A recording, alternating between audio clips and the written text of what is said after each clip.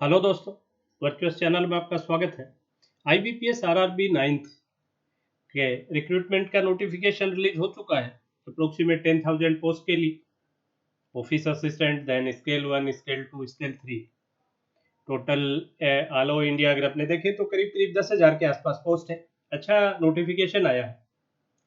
इसमें काफ़ी आप लोगों में से ही एस्पिरेंट्स की क्वारी थी कि स्टेट प्रेफरेंस को लेकर कि दूसरा स्टेट भरना चाहिए नहीं भरना चाहिए, भरें तो कौन सा भरें। और कुछ स्टेट जैसे है कर्नाटक है, केरला है,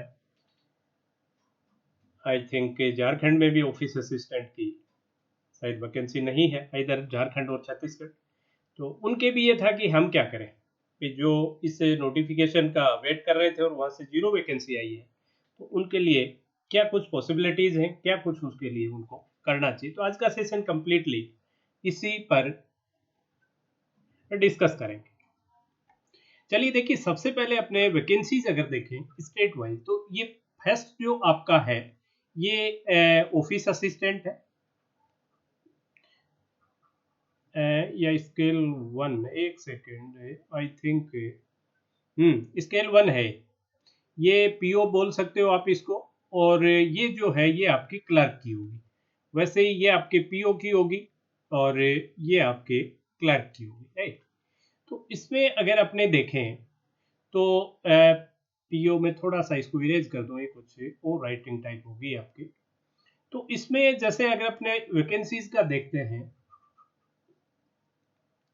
तो जो स्टेट जिनमें वैकेंसीज ठीक हैं वहाँ तो कहीं कोई संशय की बात है नहीं। बट जहाँ कम है या नील है, जैसे आप देखिए कर्नाटक और केरला, इसमें तो टोटल ही नील है, पीओ भी नील और क्लर्क भी नील। और झारखंड में भी आप देखें तो क्लर्क की नील है। तो यहाँ से ज़्यादा प्रॉब्लम निकल के आ रही है। दूसरा जैसे आप यूपी का देखें तो करीब करीब 1700-1800 पोस्ट आपके पीओ की हैं और देन 2100 से प्लस आपके क्लर्क की। तो उसके भी जैसे कुछ ऐसे स्टेट हैं जिनके यूपी बॉर्डर लगता है और वहाँ वैकेंसीज बहुत कम है, तो वो पॉसिबिलिटीज अपनी देख रहे हैं कि वहाँ कुछ कर सकते हैं। तो फर्स्ट ऑफ ऑल मैं एक चीज़ आपको आपसे शेयर करना चाहूँगा कि आरआरबीज में आप ले एज ए पीओ ज्वाइन करेंगे, एज ए क्लर्क ज्वाइन करेंगे, आपका स्टेट चेंज नहीं होगा। फर्स्ट ऑफ ऑल आप अपने दिमाग में रखिए कि स्टेट चेंज नहीं हो पाएगा। देन अगर आप दूसरे स्टेट से फॉर्म फिल करेंगे तो वहाँ की जो भी लोकल लैंग्वेज है उसका लैंग्वेज प्रोफिशिएंसी टेस्ट एलपीटी आपको क्वालिफाई करना होगा। और with in 6 months of joining आपको, जैसे बिगनिंग में आपके नहीं आता है तो आपको ज्वाइनिंग दे देते हैं आरआरबी वाले, और देन विद इन 6 मंथ आपको वो, जिसमें आपके स्पीकिंग, राइटिंग और भाई कोई भी चीज़ आपको लिखनी आनी चाहिए, बोलनी आनी चाहिए, पढ़नी, रीडिंग, राइटिंग और स्पीकिंग, उसका आपको बेसिक नॉलेज होना चाहिए। या फिर 8th एंड ऑनवर्ड, मतलब इसमें 8th का ही स्टैंडर्ड दिया है आपने, अगर वो लैंग्वेज कहीं भी 8th स्टैंडर्ड या उसके बाद अगर आपने कहीं भी पढ़ी है तो उसका प्रूफ होना चाहिए। इट मीन्स वो ये मान लेंगे कि आपको वो लैंग्वेज वहाँ आती है, राइट। तो ये जरूर ध्यान रखिएगा। सेकेंड, क्लर्क के लिए अगर मैं स्पेसिफिकली कहूँ, जैसे कुछ बच्चे हैं उनको जॉब की बहुत ज़्यादा नीड है तो वो रिस्क ले सकते हैं। जिनको वो रिस्क एक सर्टेन लेवल तक लें, जैसे आपने कोई एक बच्चे ने 2 स्टेट छोड़ के तीसरे स्टेट में, जैसे दूर अपने घर से कोई एज ए क्लर्क ज्वाइन कर लिया, तो फिर वो ये मान के चले कि जैसे ही वो क्लर्क ज्वाइन करेगा तो उसमें एक कॉन्फिडेंस बिल्ड होगा। और फिर वो दूसरी कोई एग्जाम को जो उसकी स्टेट से हो या उससे थोड़ी बड़ी एग्जाम हो, जिसमें पूरे इंडिया में ट्रांसफरेबल हो, कुछ ऐसी एग्जाम फिर वो क्रैक करे, राइट। अदरवाइज छोटा जॉब, बहुत दूर का अगर जॉब हुआ तो बड़ा टफ हो जाता है, क्योंकि जो भी आपका जहाँ भी पेरेंट होम है वहाँ आपको फ्रीक्वेंटली आना जाना रहता ही रहता है। अपना सोशल स्ट्रक्चर ही ऐसा है कि आपको आना जाना पड़ेगा ही पड़ेगा। तो वो बड़ा टफ हो जाता है, तो रिलेशंस निभाना और ये बड़ा टफ हो जाता है। तो ये थोड़ा सा ध्यान जरूर रखिएगा। अगर आपको बहुत नीड है फॉर्म फिल कर सकते हैं आप। और विद इन 6 मंथ जो लैंग्वेज प्रोफिशिएंसी टेस्ट है, जो भी कोई सिंसियर बच्चा थोड़ा सा सिंसियरली पढ़े, तो मुझे नहीं लगता कि उसकी कोई बहुत ज़्यादा आपकी प्रॉब्लम ऐसी कोई आएगी क्या, क्योंकि 6 महीने का सफिशिएंट टाइम है। और उसमें फिर बैंक आपको अप टू प्रोबेशन पीरियड भी उसको एक्सटेंड कर सकते हैं। वो विद इन मतलब इनिशियली 6 मंथ्स का तो एक्सटेंशन मिल ही जाएगा, बट उससे का फर्दर एक्सटेंशन भी अप टू प्रोबेशन पीरियड मिल सकता है। तो वो उतनी बड़ा आई थिंक इश्यू नहीं है, जितना इश्यू ये है कि क्या आप अफोर्ड करते हो इतने दूर हेडक्वार्टर को, ये जरूर ध्यान रखिएगा। हाँ, पीओ वाले में इतना प्रॉब्लम नहीं है, क्योंकि पीओ में कंपेरेटिवली सैलरी थोड़ी सी अच्छी है और क्लर्क में थोड़ी कम है डेफिनेटली। तो छोटी नौकरी जितनी नज़दीक हो आपके पेरेंट हाउस के, उतना ही बेटर रहती है, उतना ही वो आपको रिलैक्स फील करवाती है। तो अगर इसमें जैसे अब फिर वो है कि आप अपना स्टेट कहाँ फिल कर सकते हैं। जैसे फर्स्ट ऑफ ऑल अगर अपने कर्नाटक और केरल का देखें, तो कर्नाटक और केरल वाले कहाँ जा सकते हैं भी? उनके सबसे ज्यादा सूट क्या करेगा? आंध्रा करेगा, आंध्रा और आपका तेलंगाना। तो आंध्र और तेलंगाना में अगर मैं देखूं, तो आंध्रा में क्या है, आंध्र प्रदेश में 165 और 170 एवरेज वैकेंसी है, एवरेज वैकेंसी है। और अगर अपने तेलंगाना में भी देखें तो 124 413 तेलंगाना में, जैसे जो क्लर्क के लिए अप्लाई करने वाले हैं उनके लिए अच्छी खासी वैकेंसी है। एंड तमिलनाडु भी इनके शूट करता है, तमिलनाडु में भी क्लर्क की आप वैकेंसी देखो तो 304 है। मतलब दोनों स्टेट में, तमिलनाडु और तेलंगाना, आंध्र में फिर 100 है, लेकिन इनमें वैकेंसीज है डेफिनेटली, राइट। अब जैसे अपने बड़े स्टेट्स में से जैसे बिहार का देखें, तो बिहार की वैकेंसीज आप देखोगे तो 64 और 41 बहुत ही कम वैकेंसी है। बिहार की वैकेंसीज बहुत कम है, और बिहार के सभी बच्चों को हिंदी आती है।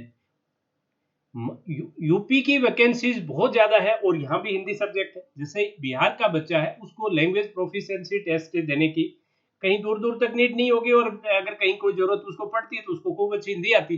तो बिहार का के जो भी कैंडिडेट हैं उनके यूपी शूट कर सकता है, क्योंकि बॉर्डर स्टेट है और वैकेंसीज बम्पर है, राइट। अगर आप एमपी का देखें, मध्य प्रदेश का अगर देखें, तो मध्य प्रदेश में सफिशिएंट वैकेंसी है। मध्य प्रदेश के बच्चे को कहीं भी दूसरी जगह से फॉर्म फिल करने की नीड नहीं है, महाराष्ट्र के बच्चे को कहीं दूसरी जगह से फॉर्म फिल करने की जरूरत नहीं है, राजस्थान के बच्चे को भी दूसरी जगह से फॉर्म फिल नहीं करना चाहिए। बट कुछ बच्चे जैसे राजस्थान के हैं, उनके गुजरात शूट कर जाता है। गुजरात की वैकेंसी राजस्थान से ज्यादा नहीं है। आप देखिए 250 293 है, ये 268 371 है, लेकिन गुजरात में सर्विस नौकरी करने का कम, उसको लास्ट प्रायोरिटी पे रखते हैं। गुजराती जो लोग हैं वो बिजनेस को ज्यादा अहमियत देते हैं, तो वहाँ कंपटीशन कंपेरेटिवली हमेशा ही राजस्थान से, हरियाणा से, पंजाब से इनसे कम रहता है। और हरियाणा, हिमाचल, पंजाब और राजस्थान के बच्चे काफी वहाँ जाते हैं, तो महाराष्ट्र वाले नहीं आते, क्योंकि महाराष्ट्र में इटसेल्फ वैकेंसीज हमेशा ही ठीक लेवल की रहती है। तो ये जैसे कोई राजस्थान का बच्चा, या आपके राजस्थान के बच्चे जैसे अगर वो गुजरात जाता है, तो उसके काफी बड़ा बॉर्डर गुजरात का भी लगता है, तो वो शूट कर जाता है। इतना मैनेज आप कर लेते हो कि जो जब भी आपका जो प्लेस ऑफ पोस्टिंग फर्स्ट नहीं भी मिले, ज्यादा कोशिश यही रहती है कि इनमें आपको अगर पोस्टिंग उस में वैकेंसी है तो आपको वहीं देंगे बॉर्डर पे, और नहीं है तो आज साल 2 साल 3 साल में कभी न कभी आप मैनेज बॉर्डर एरियाज में करवा लेते हो राजस्थान की तरफ, तो वो आपको शूट करता है, नो डाउट। बट एक केरल का बच्चा अगर गुजरात आया तो उसके लिए टफ है। लैंग्वेज प्रोफिशिएंसी टेस्ट को मैं उतना टफ नहीं मानता जितना टफ उसके हेडक्वार्टर को लेकर। तो इस तरीके से आप थोड़ा सा इसको देख सकते हैं। जैसे एमपी है, इसमें भी हिंदी है, राइट। महाराष्ट्र में मराठी है, डेफिनेटली आपको मराठी आनी चाहिए। लेकिन महाराष्ट्र के बच्चों को दूसरी जगह जाने की जरूरत नहीं, क्योंकि वहाँ इतना कंपटीशन ज्यादा नहीं होता है। तमिलनाडु वालों को जाने की जरूरत नहीं, तेलंगाना वालों को जरूरत नहीं, यूपी के तो जाएंगे क्यों। उत्तराखंड है जैसे, अब ये उत्तराखंड है, उत्तराखंड के बच्चे हैं वो यूपी में, तो यूपी और उत्तराखंड पार्ट एंड पार्शियल रहे।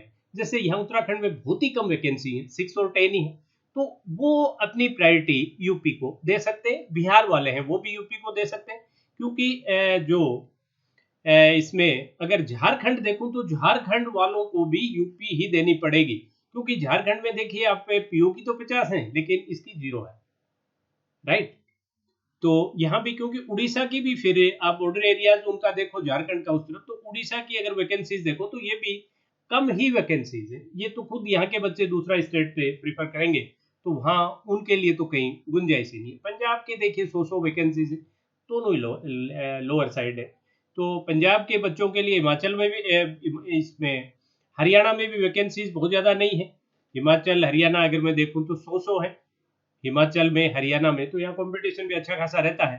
पंजाब के बच्चे ओबियस है, अगर कोई दूसरी लोकेशन देखेंगे, और राजस्थान में इटसेल्फ अच्छा है, तो पंजाब वालों के लिए फिर जो पंजाब जैसे आपके साउथ पंजाब है, तो इस साउथ पंजाब वालों के लिए गुजरात फिर भी बहुत इतना दूर नहीं होता, दूर तो है, लेकिन फिर भी अगर नॉर्थ पंजाब से देखो तो नॉर्थ पंजाब की बजाय साउथ पंजाब वालों के लिए गुजरात भी शूट करता है, क्योंकि वहाँ वैकेंसीज इतनी ज़्यादा नहीं है, ठीक है, एवरेज से ज़्यादा है, दोनों मिला के 550 वैकेंसीज, लेकिन वहाँ कॉम्पिटिशन कंपेरेटिवली कम रहता है।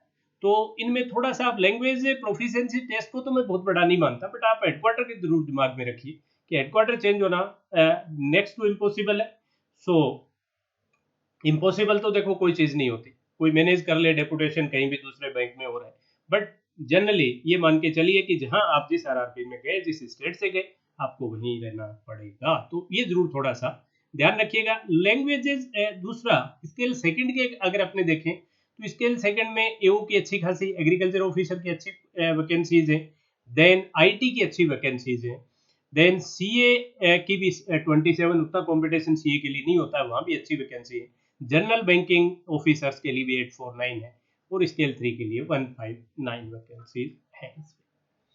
दूसरा जो मीडियम, आई थिंक ये लास्ट ईयर से चेंज हुआ है कि मीडियम जो पेपर जो आपका होगा, मतलब ये वो लैंग्वेज प्रोफिशिएंसी टेस्ट के लिए नहीं कह रहा मैं, जो मीडियम पेपर का जो मीडियम होगा, अगर वो भी कोई बच्चा अपनी लोकल लैंग्वेज में लेना चाहेगा तो उसको मीडियम मिल जाएगा, उसका पेपर नहीं होगा उस चीज का। पेपर जैसे हिंदी इंग्लिश, आइदर हिंदी और इंग्लिश, पेपर में कोई चॉइस नहीं है, बट उसका मीडियम हो सकता है, मीडियम ऑफ एग्जामिनेशन का अगर अपने देखें तो ये कुछ स्टेट में, आंध्र प्रदेश में जैसे तेलुगु है, और ये तेलुगु वहाँ की लोकल लैंग्वेज भी है, मतलब आपको लैंग्वेज प्रोफिशिएंसी टेस्ट के लिए भी यहाँ जैसे आंध्र में आपको तेलुगु के लिए ही जाना है, असम में असमी के लिए जाना है, और गुजरात में गुजराती, आई थिंक कोंकणी भी में भी हो सकती है, बट गुजराती पक्की है। जेएंडके में उर्दू के अलावा कुछ 2-3 लैंग्वेज और डोंगरी और वो भी है इसमें, और कर्नाटक में ओबेस है, कन्नड़ है, और केरला में मलयालम, बट कर्नाटक और केरला का तो अपने डिस्कशन ही क्यों करें जब यहाँ वैकेंसी ही नहीं है, तो ये तो खत्म है। महाराष्ट्र में मराठी और कोंकणी,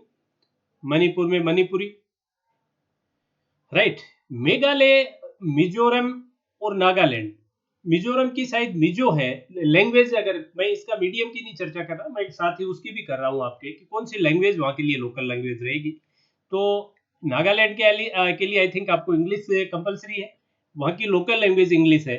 उड़ीसा के लिए उड़िया है, मिजोरम के लिए मिजो है, मिजो भी है आई थिंक, बोडो, और ये मेघालय के लिए बोडो हो सकती है, कुछ इस तरह की लैंग्वेजेस इसमें है। पौंडीचेरी के लिए तमिल है, और राजस्थान में हिंदी इंग्लिश, और यहाँ हिंदी ही आपको आनी चाहिए, जो लोकल लैंग्वेज है जिसके लिए आपको प्रूव करना वो हिंदी है। तमिलनाडु, इसमें तमिल है, और तेलंगाना में तेलुगु और उर्दू है, राइट।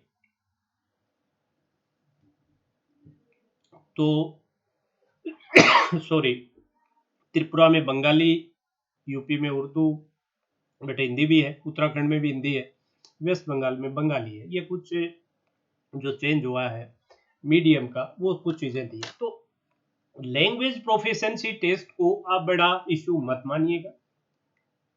हाँ, अगर कोई बच्चा जैसे आज पंजाब से केरल चला गया, मलयालम सीखना हो सकता है उसके लिए 6 महीने में भी भारी पड़े, बट अगर वो बहुत दूर नहीं, जैसे साउथ के बच्चे साउथ में ही रहते हैं, तो आई थिंक डिफरेंस तो बहुत है उनमें आपस में भाषाओं में, लेकिन 6 महीने का जो टाइम है उसमें आपको कोई वहाँ पीएचडी नहीं करनी, आपको सिर्फ उसका बोलनी आनी चाहिए, लिखनी आनी चाहिए, और पढ़नी आनी चाहिए। तो अगर आप टारगेट कर लेंगे कि मुझे, जैसे ही आप बैंक से छूटे कि वे मुझे तो रोजाना 2 घंटे ये पढ़नी, आजकल ऑनलाइन हर लैंग्वेज के खूब वीडियोस, खूब क्लासेज आपको मिल जाती हैं, ज्वाइन कर लीजिए, मेहनत करोगे तो सक्सेस हो जाओगे, ऐसा कुछ नहीं है। बट ये जरूर ध्यान में रखिएगा कि हेडक्वार्टर दूर होना पैनिक होता है, छोटा जॉब हो और हेडक्वार्टर अगर फॉरएवर के लिए आपका दूर हो गया तो जॉब करना मुश्किल हो जाता है, पैनिक हो जाता है, राइट। तो ये जरूर ध्यान में रखिएगा। That's all for today session, have a good